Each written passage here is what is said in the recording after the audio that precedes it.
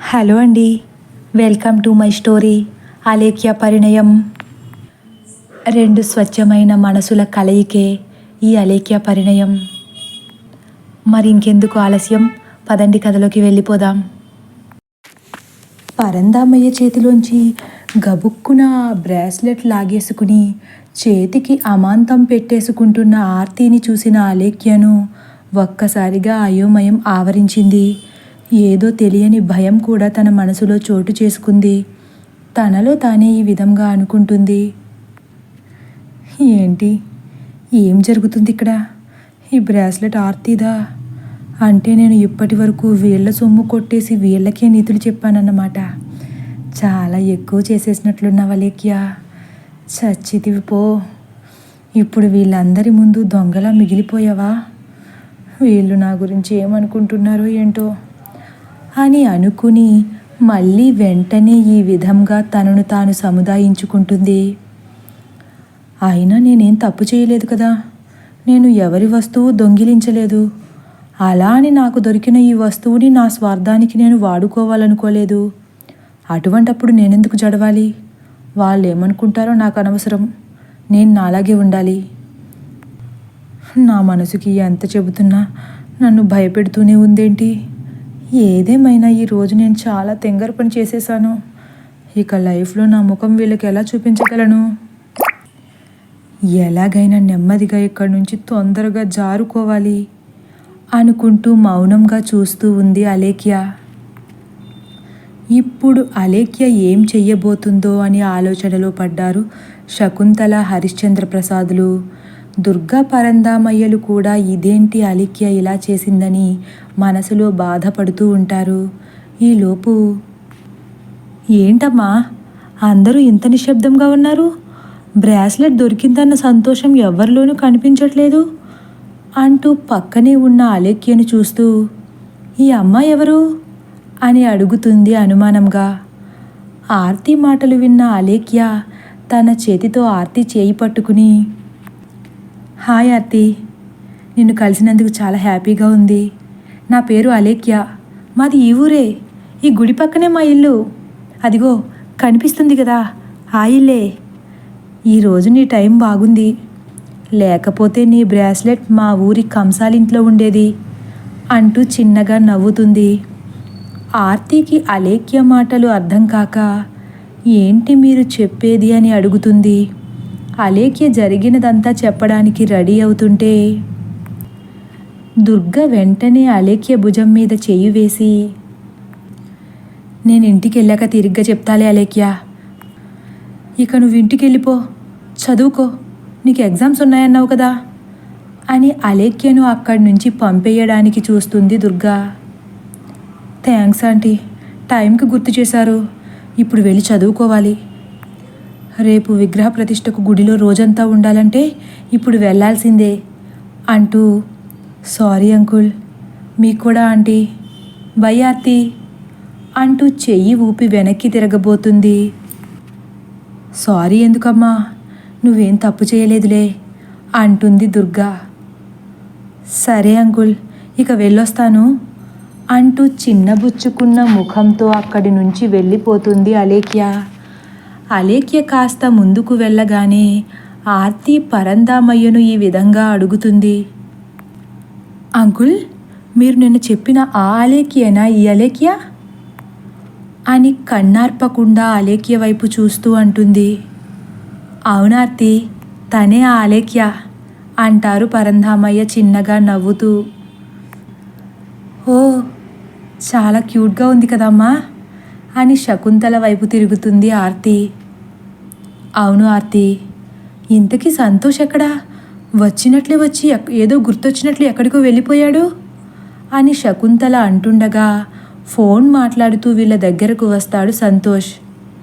ఆదిత్య మాట్లాడుతున్నాడంటీ, మీతో ఏదో మాట్లాడతాడంట, తీసుకోండి అని శకుంతల చేతికిస్తాడు ఫోన్ని.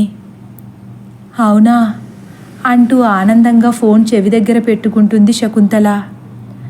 ఆదిత్య, ఏం చేస్తున్నావు నాన్న?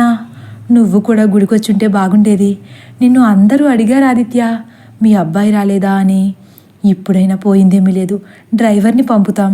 నువ్వు కూడా వస్తే సరదాగా కాసేపు ఈ ఊరు చూసి వెళ్దాం నాన్న అంటుంది శకుంతల. ఇప్పుడు వద్దమ్మా, రేపు విగ్రహ ప్రతిష్ఠ కదా, తప్పనిసరిగా వస్తాను. మీరు నా గురించి ఆలోచించకుండా నెమ్మదిగా అన్నీ చూసి తీరికగా రండి అంటాడు. ఆదిత్య కూడా శాంతంగా సరే ఆదిత్య అని ఫోన్ కట్ చేసేసి సంతోష్కి ఇచ్చేస్తుంది శకుంతల. ఆదిత్య ఏమంటున్నాడు శకుంతల అని ఆదుర్దాగా అడుగుతుంది దుర్గా. కాస్త మామూలు మనిషి అయ్యాడా అంటుంది మళ్ళీ.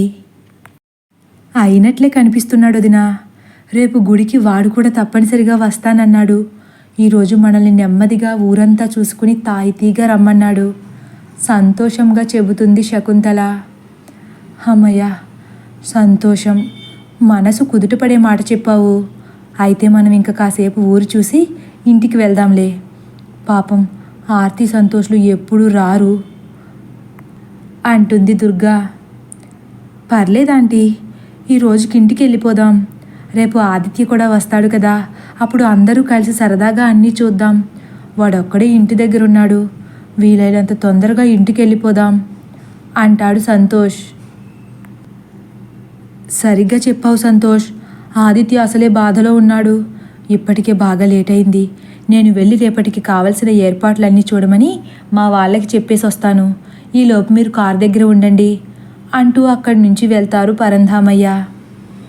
నేను కూడా వస్తున్నా, ఆగరా అంటూ పరంధామయ్య వెనక వెళ్తారు హరిశ్చంద్ర ప్రసాద్. పరంధామయ్య స్నేహితులందరూ గుడి బయట వైపు కూర్చుని కబుర్లు చెప్పుకుంటూ ఉంటారు. ఈలోపు అక్కడకు వెళ్ళిన పరంధామయ్యను హరిశ్చంద్ర ప్రసాద్ను చూసిన వాళ్ళు, రండి రండి కూర్చోండి, ప్రసాదం తీసుకున్నారా అని మర్యాదగా పైకి లేస్తారు. తీసుకున్నాం. ఇక ఇంటికి వెళ్దామనుకుంటున్నాం రా. రేపటి కార్యక్రమానికి కావలసిన ఏర్పాట్లన్నీ జాగ్రత్తగా చూసుకోండి అంటారు పరంధామయ్య. కాసేపు ఆగరా, ఎప్పుడు చూడు ఇల్లు ఇల్లు అంటావు. హరిశ్చంద్ర ప్రసాద్ గారితో మమ్మల్ని కూడా కాసేపు మాట్లాడినివి. ఆయన సంవత్సరానికి ఒకసారి వస్తారు. ఇంట్లో మా దుర్గ చెల్లి నీకేమైనా అంట్లు తోమడం, బట్టలు ఉతికే పనులు లాంటివి పెట్టలేదు కదా అని సరదాగా పరంధామయ్యను ఆట పట్టిస్తారు అందరూ. అవును పరం, మనం కాసేపు ఆగి వెళ్దాం అంటూ ఎవరినో వెతుకుతున్నట్లు అటూ ఇటూ చూస్తున్నారు హరిశ్చంద్ర ప్రసాద్. మనం వచ్చేస్తామని వాళ్ళు కారు దగ్గర ఎదురు చూస్తుంటారేమో. ఫోన్ చేసి వాళ్ళని వెళ్ళిపోమని చెప్తావా అంటారు పరంధామయ్య. సరే కానీ ఇక్కడ పరశురాం లేడు కదా, వాణ్ణి చూసి చాలా రోజులైంది, మర్చిపోయాను అంటారు హరిశ్చంద్ర ప్రసాద్.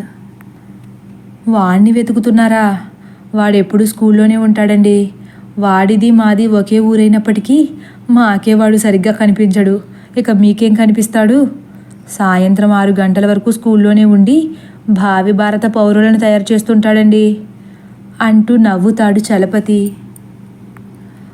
ఒక్కసారిగా హరిశ్చంద్ర ప్రసాద్ ముఖం వాడిపోతుంది. సరే, మా కోసం అందరూ వెయిట్ చేస్తున్నారు. ఇంకా మేము వెళ్తాం. సాయంత్రం 5 గంటలకు అందరూ ఇక్కడే కలుసుకుందాం అంటారు హరిశ్చంద్ర ప్రసాద్. సరే పద అంటూ ముందుకు అడిగేస్తారు. పరంధామయ్య కూడా హరిశ్చంద్ర ప్రసాద్ వెనకే అడుగులు వేస్తూ వెనక ఉన్న వీళ్ళ వైపు తిరిగి, రేపటికి అన్ని ఏర్పాట్లు మర్చిపోకుండా చూడండి అని వాళ్ళతో చెప్పేసి అక్కడి నుండి కార్ దగ్గరకు నడుస్తున్నారు. వీళ్ళు రావడం గమనించిన ఆర్తి వాళ్ళు కూడా చెప్పులు వేసుకుని కారు ఎక్కి కూర్చుంటారు. కానీ అక్కడ సంతోష్ షూ లేకపోవడంతో తన షూ వేసుకోవడానికి గుడి వెనక్కి వెళ్తాడు సంతోష్. ఇంతలో హరిశ్చంద్ర ప్రసాద్ పరంధామయ్యలు కూడా కార్ దగ్గరికి వచ్చేస్తారు. డ్రైవర్ని కార్ స్టార్ట్ చేయమంటారు. ఆగండి, సంతోష్ షూ వేసుకోవడానికి వెళ్ళాడు అంటుంది శకుంతల. సంతోష్ కోసం ఎదురు చూస్తుండగా దూరంగా వైట్ షర్ట్ వైట్ ప్యాంట్ వేసుకున్న ఒక పొడవైన వ్యక్తి చేతిలో బుక్స్ పట్టుకుని నెమ్మదిగా నడుచుకుంటూ వీళ్ళ కార్ వైపుకు వస్తున్నట్లు కనిపిస్తుంది. చూడడానికి చాలా హుందాగా కనిపిస్తున్నారాయన. ముందు సీట్లో కూర్చున్న హరిశ్చంద్ర ప్రసాద్ అతన్ని గమనిస్తూ ఉన్నారు. అతని వైపు అనుమానంగా చూస్తూ, అరే పరం, ఎవరతను? ఎక్కడో చూసినట్లుంది అంటారు పక్కకి తిరిగి. ఎవర్రా అంటూ కాస్త వంగి కళ్ళజోడు సరిచేసుకుని ముందుకు చూస్తారు పరంధామయ్య. ఓ, వాడేరా మన పరశురాం. నువ్వు అడిగావు కదా ఇందాక, అలేఖ్య వాళ్ళ నాన్న అంటారు సంబరంగా. అవునరా, వాణ్ణి చూశాక ఇప్పుడు గుర్తొస్తున్నాయి నాకు. వాడితో మనం కలిసి గడిపిన జ్ఞాపకాలన్నీ. వాడు చాలా మారిపోయాడు అంటారు హరిశ్చంద్ర ప్రసాద్. పరశురాంని చూసిన హరిశ్చంద్ర ప్రసాద్కి చాలా సంతోషంగా అనిపిస్తుంది. పరంధామయ్య అలేఖ్య వాళ్ళ నాన్న అనగానే శకుంతల కళ్ళలో కూడా ఏదో తెలియని సంతోషం కనబడుతుంది. వాణ్ణి ఒకసారి పలకరిస్తాన్రా అంటూ కార్ దిగుతారు హరిశ్చంద్ర ప్రసాద్. పరంధామయ్య కూడా కిందకి దిగుతారు. వాడు కూడా నిన్నెప్పుడూ అడుగుతూ ఉంటాడు. ఇప్పుడు వాణ్ణి గుర్తించుకుని మరీ నువ్వు పలకరించావని తెలిస్తే చాలా సంతోషపడిపోతాడు. అల్ప సంతోషి అంటారు పరంధామయ్య. శకుంతలకి కూడా ఆయన్ని పలకరించాలని ఉన్నప్పటికీ భర్త అనుమతి లేకుండా తెలియని వ్యక్తితో మాట్లాడడానికి కొంచెం వెనకాడి లోపలే ఉండిపోతుంది. వదినా, అలేఖ్య వాళ్ళ నాన్నగారు కూడా తనలాగే ఉన్నారు. తండ్రి పోలిక వచ్చినట్లుంది. అదృష్టవంతురాలు అంటుంది శకుంతల.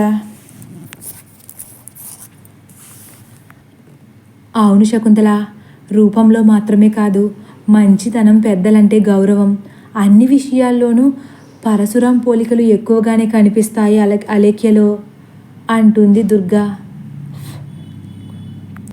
నేను కూడా పరశురాంని ఒకసారి పలకరిస్తాను. నేను చూసి నెల రోజులైంది. పరీక్షల సమయం కదా, అస్సలు కనిపించట్లేదు అంటూ దుర్గ కూడా కిందకు దిగుతుంది. కారులో ఆర్తి, శకుంతలలు మాత్రమే ఉన్నారు. వెంటనే ఆర్తి, అమ్మా, ఆ అలేఖ్య ఏంటమ్మా అంత అందంగా ఉంది? నేను అలేఖ్యను చూసిన వెంటనే మనసులో చాలా కుళ్ళుకున్నాను. ఈ అమ్మాయి నాకన్నా అందంగా ఉందేంటని. కానీ ఏదేమైనా అన్నయ్యకు మాత్రం ఇలాంటి అమ్మాయినే భార్యగా తీసుకురావాలి. వాడి హైట్కి, అందానికి మ్యాచ్ అవ్వాలంటే అలేఖ్యలాగే ఉండాలి అంటూ అమ్మ వడిలో వాలిపోతుంది ఆర్తి. శకుంతల వడిలో వాలిన ఆర్తి తలను ప్రేమగా నిమురుతూ మనసులో ఈ విధంగా అనుకుంటుంది. అలేఖ్య నాకు కూడా చాలా నచ్చింది. నీకు కూడా నచ్చిందంటే నాకెందుకో ఆశ్చర్యంగా ఉంది. కానీ నీకు నాకు నచ్చితే సరిపోదు కదా, నాన్నగారికి నచ్చాలి. అంతేకాకుండా వాళ్ళకి ఆదిత్య నచ్చాలి. ముఖ్యంగా ఆదిత్య గతం వాళ్లకు తెలియాలి. వాళ్ళు ఒప్పుకోవాలి. ఇన్ని జరిగితే కానీ మనం అనుకున్నది జరగదు ఆర్తి అని మనసులో ఎన్నో ఊహించేసుకుంటుంది శకుంతల.